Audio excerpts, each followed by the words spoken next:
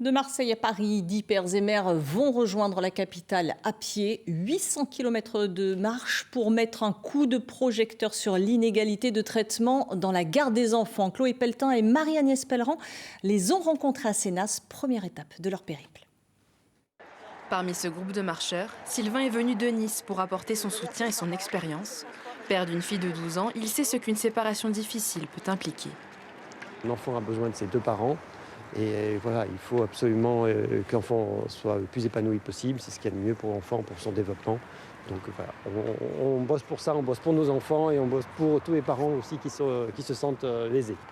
Il y a un an, la marche des pères est née dans le but de défendre l'égalité parentale. Si le collectif est d'abord adressé aux hommes, 2 mamans ont rejoint le mouvement. Il y a aussi également beaucoup de mamans qui subissent des non-présentations d'enfants ou qui souhaitent une résidence alternée et qui ne l'obtiennent pas.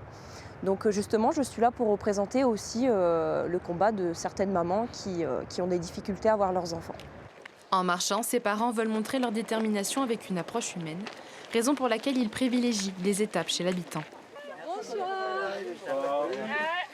Cette mère célibataire est sensible à l'action, car selon elle, les pères sont souvent pénalisés à tort lors de séparation. Il n'y a pas de raison qu'un enfant soit plus chez sa mère que chez son père. C'est pas parce que c'est la mère qui l'a porté qu'elle doit mieux s'en occuper. Ce n'est pas du tout le cas dans certaines familles.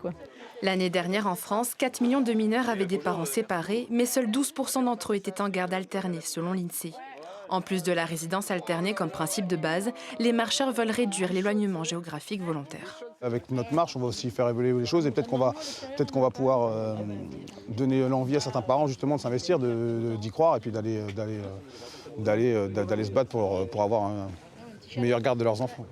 L'arrivée est prévue le 17 novembre, mais la marche des pères doit encore parcourir plus de 700 km avant d'atteindre la capitale.